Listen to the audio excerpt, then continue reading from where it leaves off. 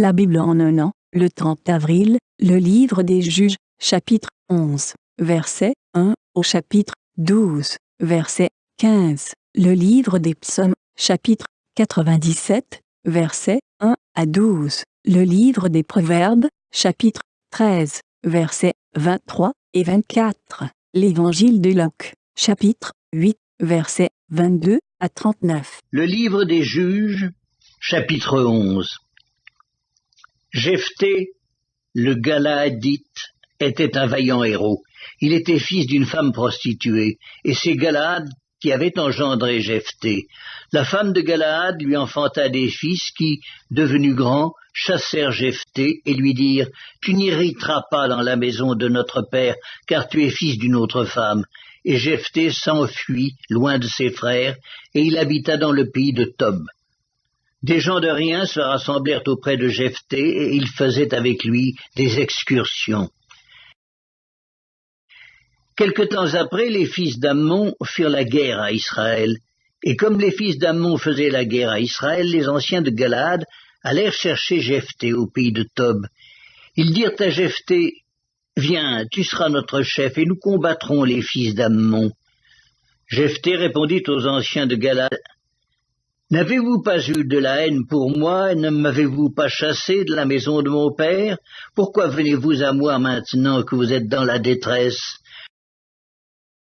Les anciens de Galaad dirent à Jephthé, « Nous revenons à toi maintenant afin que tu marches avec nous, que tu combattes les fils d'Ammon et que tu sois notre chef, celui de tous les habitants de Galaad. » Jephthé répondit aux anciens de Galaad, « Si vous me ramenez pour combattre les fils d'Ammon et que l'Éternel les livre devant moi, je serai votre chef. » Les anciens de Galaad dirent à Jephthé, « Que l'Éternel nous entende et qu'il juge, si nous ne faisons pas ce que tu dis. » Et Jephthé partit avec les anciens de Galaad. Le peuple le mit à sa tête et l'établit comme chef, et Jephthé répéta devant l'Éternel, à Mitzpa, toutes les paroles qu'il avait prononcées.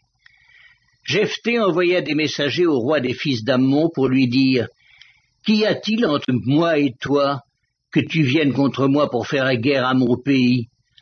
Le roi des fils d'Ammon répondit aux messagers de Jephthé, « C'est qu'Israël, quand il est monté d'Égypte, s'est emparé de mon pays, depuis l'Arnon jusqu'au Jabbok et au Jourdain. Rends-le maintenant de bon gré. » Jephthé envoya de nouveau des messagers au roi des fils d'Ammon pour lui dire, « Ainsi parle Jephthé. Israël ne s'est point emparé du pays de Moab ni du pays des fils d'Ammon, car lorsqu'Israël est monté d'Égypte, il a marché dans le désert jusqu'à la mer Rouge, et il est arrivé à Kadès. Alors Israël envoya des messagers au roi d'Édom pour lui dire, « Laisse-moi passer par ton pays. » Mais le roi d'Édom n'y consentit pas. Il envoya aussi au roi de Moab, qui refusa, et Israël resta à Kadès.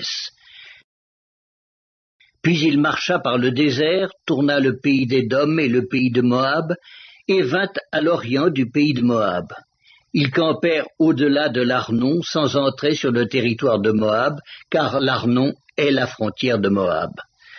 Israël envoya des messagers à Sion, roi des Amoréens, roi de Hesbon, et Israël lui dit, « Laisse-nous passer par ton pays jusqu'au lieu où nous allons. » Mais Sion n'eut pas assez de confiance en Israël pour le laisser passer sur son territoire. Il rassembla tout son peuple, campa à Jahatz et combattit Israël. L'Éternel, le Dieu d'Israël, livra Sion et tout son peuple entre les mains d'Israël qui les battit. Israël s'empara de tout le pays des Amoréens établis dans cette contrée. Ils s'emparèrent de tout le territoire des Amoréens depuis l'Arnon jusqu'à Jabbok et depuis le désert jusqu'au Jourdain. Et maintenant que l'Éternel, le Dieu d'Israël, a chassé les Amoréens devant son peuple d'Israël, est-ce toi qui aurais la possession de leur pays? Ce que ton Dieu Kémosh te donne à posséder, ne le posséderais-tu pas? Et tout ce que l'Éternel notre Dieu a mis en notre possession devant nous, nous ne le posséderions pas? Vaux-tu donc mieux que Balak, fils de Tsippor, roi de Moab? A-t-il contesté avec Israël, ou lui a-t-il fait la guerre? Voilà 300 ans qu'Israël habite à Hesbon et dans les villes de son ressort, à Aroër et dans les villes de son ressort, et dans toutes les villes qui sont sur les bords de l'Arnon. Pourquoi ne les lui avez-vous pas enlevés pendant ce temps-là? Je ne t'ai point offensé, et tu agis mal avec moi en me faisant la guerre. Que l'Éternel, le juge, soit aujourd'hui juge entre les enfants d'Israël et les fils d'Ammon. Le roi des fils d'Ammon n'écouta point les paroles que Jephthé lui fit dire. L'esprit de l'Éternel fut sur Jephthé. Il traversa Galaad et Manassé. Il passa à Mitzpé de Galaad, et de Mitzpé de Galaad il marcha contre les fils d'Ammon. Jephthé fit un vœu à l'Éternel et dit, « Si tu livres entre mes mains les fils d'Ammon, quiconque sortira des portes de ma maison au-devant de moi, à mon heureux retour de chez les fils d'Ammon, sera consacré à l'Éternel, et je l'offrirai en holocauste. » Jephthé marcha contre les fils d'Ammon, et l'Éternel les livra entre ses mains. Il leur fit éprouver une très grande défaite, depuis Aroër jusque vers Minite, espace qui renfermait 20 villes, et jusqu'à Abel-Kéramim. Et les fils d'Ammon furent humiliés devant les enfants d'Israël. Jephthé retourna dans sa maison à Mitzpa, et voici sa fille sortit au-devant de lui avec des tambourins et des danses.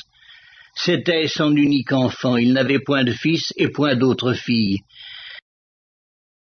Dès qu'il la vit, il déchira ses vêtements et dit, « Ah, ma fille, tu me jettes dans l'abattement, tu es au nombre de ceux qui me troublent. J'ai fait un vœu à l'Éternel et je ne puis le révoquer. » Elle lui dit, « Mon père, si tu as fait un vœu à l'Éternel, traite-moi selon ce qui est sorti de ta bouche, maintenant que l'Éternel t'a vengé de tes ennemis, des fils d'Ammon. » Et elle dit à son père, « Que ceci me soit accordé, laisse-moi libre pendant 2 mois. Je m'en irai, je descendrai dans les montagnes et je pleurerai ma virginité avec mes compagnes. » Il répondit, « Va. » Et il la laissa libre pour 2 mois. Elle s'en alla avec ses compagnes et elle pleura sa virginité sur les montagnes. Au bout des 2 mois, elle revint vers son père et il accomplit sur elle le vœu qu'il avait fait. Elle n'avait point connu d'homme. Dès lors s'établit en Israël la coutume que tous les ans les filles d'Israël s'en vont célébrer la fille de Jephthé, le Galaadite, 4 jours par année. Le livre des Juges, chapitre 12. Les hommes d'Éphraïm se rassemblèrent, partirent pour le nord et dirent à Jephthé, « Pourquoi es-tu allé combattre les fils d'Ammon sans nous avoir appelés à marcher avec toi? Nous voulons incendier ta maison et te brûler avec elle. » Jephthé leur répondit, « Nous avons eu de grandes contestations, moi et mon peuple, avec les fils d'Ammon, et quand je vous ai appelés, vous ne m'avez pas délivré de leurs mains. Voyant que tu ne venais pas à mon secours, j'ai exposé ma vie et j'ai marché contre les fils d'Ammon. L'Éternel les a livrés entre mes mains. Pourquoi donc aujourd'hui montez-vous contre moi pour me faire la guerre? » Jephthé rassembla tous les hommes de Galaad et livra bataille à Éphraïm. Les hommes de Galaad battirent Éphraïm parce que les Éphraïmites disaient « Vous êtes des fugitifs d'Éphraïm. Galaad est au milieu d'Éphraïm, au milieu de Manassé. » Galaad s'empara des gués du Jourdain du côté d'Éphraïm, et quand l'un des fuyards d'Éphraïm disait « Laissez-moi passer », les hommes de Galaad lui demandaient « Es-tu Éphraïmite » Il répondait « Non ». Il lui disait alors « Eh bien, dis Shibboleth ». Et il disait « Sibboleth », car il ne pouvait pas bien prononcer, sur quoi les hommes de Galaad le saisissaient et l'égorgeaient près des gués du Jourdain. Il périt en ce temps-là 42 000 hommes d'Éphraïm. Jephthé fut juge en Israël pendant 6 ans, puis Jephthé, le Galaadite, mourut et fut enterré dans l'une des villes de Galaad. Après lui, Ibtsan de Bethléem fut juge en Israël. Il eut 30 fils, il maria 30 filles au dehors, et il fit venir pour ses fils 30 filles du dehors. Il fut juge en Israël pendant 7 ans, puis Ibtsan mourut et fut enterré à Bethléem.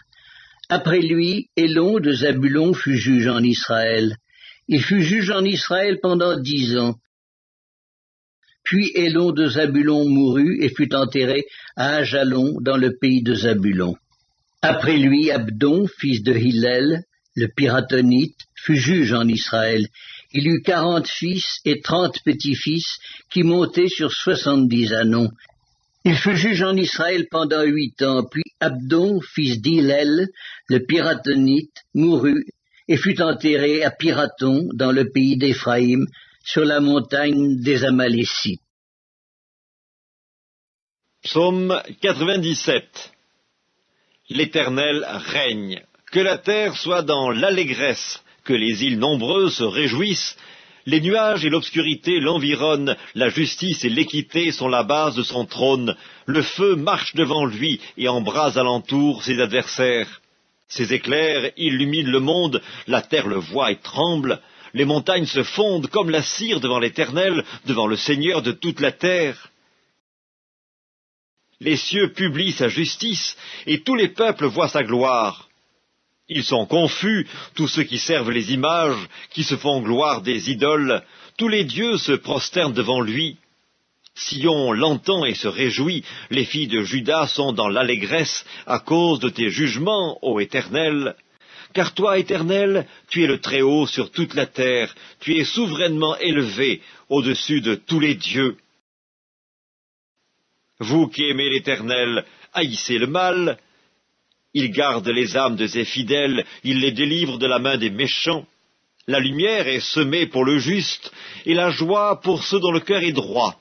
Juste, réjouissez-vous en l'Éternel, et célébrez par vos louanges sa sainteté. Livre des Proverbes, chapitre 13. Le champ que défriche le pauvre donne une nourriture abondante, mais tel périt par défaut de justice. Celui qui ménage son bâton a de la haine pour son fils, mais celui qui l'aime cherche à le corriger. Évangile de Luc, chapitre 8. Un jour, Jésus monta dans une barque avec ses disciples. Il leur dit « Passons de l'autre côté du lac », et ils partirent. Pendant qu'ils naviguaient, Jésus s'endormit. Un tourbillon fondit sur le lac. La barque se remplissait d'eau, et ils étaient en péril. Ils s'approchèrent et le réveillèrent en disant « Maître, Maître, nous périssons !» S'étant réveillé, il menaça le vent et les flots, qui s'apaisèrent, et le calme revint. Puis il leur dit « Où est votre foi ?» Saisis de frayeur et d'étonnement, ils se dirent les uns aux autres « Quel est donc celui-ci qui commande même au vent et à l'eau, et à qui ils obéissent ?» Ils abordèrent dans le pays des Géraséniens, qui est vis-à-vis de la Galilée. Lorsque Jésus fut descendu à terre, il vint au-devant de lui un homme de la ville, qui était possédé de plusieurs démons. Depuis longtemps, il ne portait point de vêtements, et avait sa demeure non dans une maison, mais dans les sépulcres. Ayant vu Jésus, il poussa un cri, se jeta à ses pieds, et dit d'une voix forte, « Qu'y a-t-il entre moi et toi, Jésus, fils du Dieu Très-Haut ? Je t'en supplie, ne me tourmente pas. » Car Jésus commandait à l'esprit impur de sortir de cet homme dont il s'était emparé depuis longtemps. On le gardait lié de chaînes et les fers aux pieds, mais il rompait les liens, et il était entraîné par le démon dans les déserts. Jésus lui demanda « Quel est ton nom ?» « Légion, répondit-il, car plusieurs démons étaient entrés en lui. Et il priait instamment Jésus de ne pas leur ordonner d'aller dans l'abîme. Il y avait là, dans la montagne, un grand troupeau de pourceaux qui paissaient. Et les démons supplièrent Jésus de leur permettre d'entrer dans ces pourceaux. Et il le leur permit. Et les démons sortirent de cet homme, entrèrent dans les pourceaux, et le troupeau se précipita des pentes escarpées dans le lac et se noya. Ceux qui les faisaient paître, voyant ce qui était arrivé, s'enfuirent et répandirent la nouvelle dans la ville et dans les campagnes. Les gens allèrent voir ce qui était arrivé. Ils vinrent auprès de Jésus, et ils trouvèrent l'homme, de qui étaient sortis les démons, assis à ses pieds, vêtu, et dans son bon sens. Ils furent tous saisis de frayeur. Ceux qui avaient vu ce qui s'était passé leur racontèrent comment le démoniaque avait été guéri.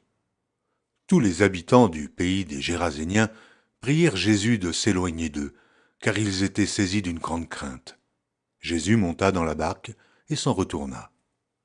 L'homme de qui étaient sortis les démons lui demandait la permission de rester avec lui, mais Jésus le renvoya en disant « Retourne dans ta maison et raconte tout ce que Dieu t'a fait. » Il s'en alla et publia par toute la ville tout ce que Jésus avait fait pour lui.